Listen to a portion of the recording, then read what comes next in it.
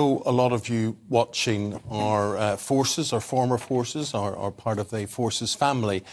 So we're moving on to talk about the Army and questions raised about just how fighting fit the Army is. Yeah, and the chairman of the Defence Select Committee, Tobias Ellwood, isn't impressed. He says it's in no good state. The government needs to reverse what he described as swathing cuts to the Army, as much of its equipment has become obsolete. Well, let's get some reaction from the former head of the British Army, joining us in the studio, General Lord Richard Dannatt. General, a very good morning to you. Good morning. How bad is it? Well, we're reaping what we've sown, and we didn't sow very much. This is a result of years of underinvestment in the Army. Big decisions have been taken in defence, for example, for things like the 2 aircraft carriers, which have absorbed a huge amount of resources. That was a decision taken by the Defence Board in 2007. And we knew, as soon as that programme was funded, that a lot of the Army's future equipment programmes were not going to be funded. Now, at the time, it didn't matter that much, because we were very much involved in the 2 campaigns in Iraq and Afghanistan, and the government was absolutely obliged to provide us what additional equipment we needed for those campaigns. That's fine, but a number of the protected vehicles that were produced there, which were essential, particularly in Afghanistan, actually have no place on a modern battlefield. For example, such as the battlefield that's going on in Ukraine at the present moment. So we've seen a pattern of underinvestment in the Army over really 5, 10, 15 years. Is that likely to get any better when we look at all the public services? With the same complaint that you have, underinvestment over a number of years, be they teachers, be they medics, be they the legal profession, it goes on, firefighters today, it goes on and on and on. Why should there be a special case for the Army? We have a different type of war going on in Ukraine, one that people didn't predict, and our involvement in it is different. Does the Army deserve refunding? It's not a question of what the Army deserves, and I take nothing away from the case that, whether it's health workers, firefighters, all the people that are clamouring for additional pay rises at the present moment, looking for double-digit pay rises. Bear in mind the armed forces have got 3.75, so that puts it in perspective. So it's not what the Army wants, it's what the nation needs from the Army. The first duty of government is to protect our territorial integrity and protect our people overseas when there is a threat. And you know, we can wish away the Ukraine war and say, well, it's quite a long way away and we're not directly involved. But we are directly involved. What Ukraine is fighting for is very much in our interests, in our Western interests. Their way of life is much the same as our way of life. So they're fighting for a lot of principles that we think are important. So this land war in Ukraine should be teaching us a lot of lessons. What the Ukrainians are needing now is tanks and armoured infantry fighting vehicles, is self-propelled artillery, and all the panoply that goes together to making effective modern land manoeuvre capability. We've hardly got that. And a lot of what we have got, we're actually giving them at the present moment. So I'm afraid there are only 2 ways around this. One is that the Ministry of Defence has got to change its internal priorities and raise the priority of the Army, which actually means spending less on the Air Force, on the Navy, on cyber, on space and that sort of thing.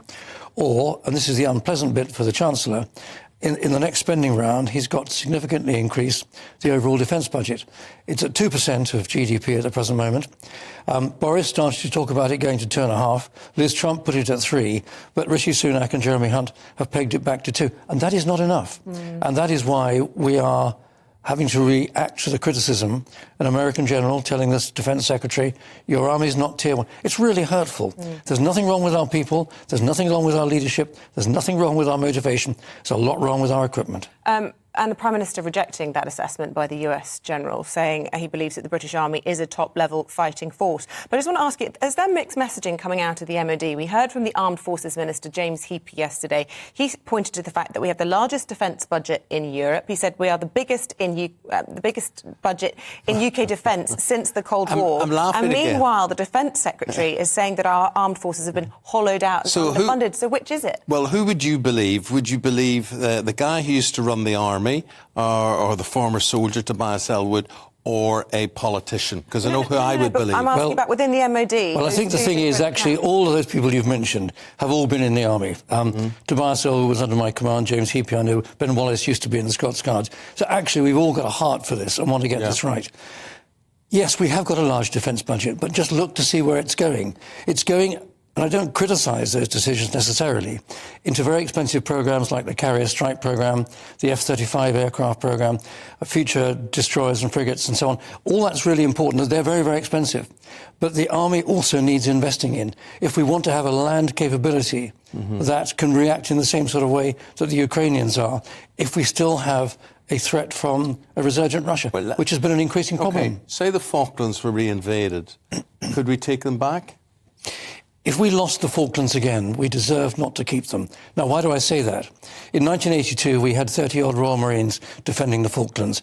Now, there's a garrison of over 1,000 with an international-length runway, state-of-the-art fighter jets down there. If we're so lacking in intelligence, lacking in care, that we lose the Falklands again, we don't deserve to have them. It's a completely different strategic picture today than it was in 1982. The Falklands yardstick is not the right one to judge this on. Okay. Just give us an assessment. 100,000 full-time troops back in 2010. How many full-time troops have we got today? And does that matter? Is it about boots, or is it now more about equipment and boats? It matters. Numbers matter to a certain degree, but actually what they're equipped with matters even more. And we haven't invested properly in a future tank. We're going to upgrade 148, I think the current number is, of our Challenger 2 tanks to Challenger 3, of the over 200 that we have. But is it true that the Challenger is around, in technology terms, 50 years old or so? Well, the original design might be, but I mean, it's been upgraded subsequently since then. But the Warrior infantry fighting vehicle, which accompanies our main battle tanks, it was decided that we couldn't afford to refurbish them, so they're all going to be junked. So we won't have an infantry carrier with tracks that can move on the battlefield at the same speed that the tanks can. So we decided to buy a cheaper wheeled version. Frankly, mobility will be like that on the battlefield. Got you. So it's see, the Russians are offering bounties when Western tanks come into the theatre of war. They're offering bounties for any of their forces who take them out and provide the pictures. Well, good luck to them. I mean, the Russians have demonstrated since the 24th of February that their military capability is significantly overhyped. Yes, of course, they're going to launch a new offensive at some point late in the winter, early in the spring, but using these hastily conscripted, poorly trained, poorly equipped soldiers, it's going to be a slaughter, which is absolutely tragic for Russian families. We're 1 year into the Ukraine conflict. How do you see it? How balanced on a knife edge is it? Well, it'll remain balanced because there is an imbalance in terms of size of force confronting one with the other. But the Ukrainians have got many things going for them. Of course, their determination and their motivation is one thing, in sharp contrast with a really demoralised Russian army. But the other thing, increasingly, that the Ukrainians have got are larger and larger amounts of high-tech, modern Western equipment.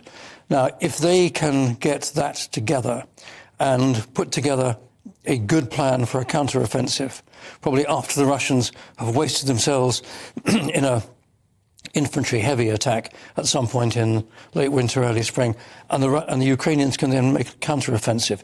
It could well be that a decisive blow or series of blows could break the morale of the Russian soldier, break the back of the Russian army, and that would be a game changer. Okay. This war is not going to end in negotiation because their opening positions are irreconcilable. It's going to be settled on the battlefield.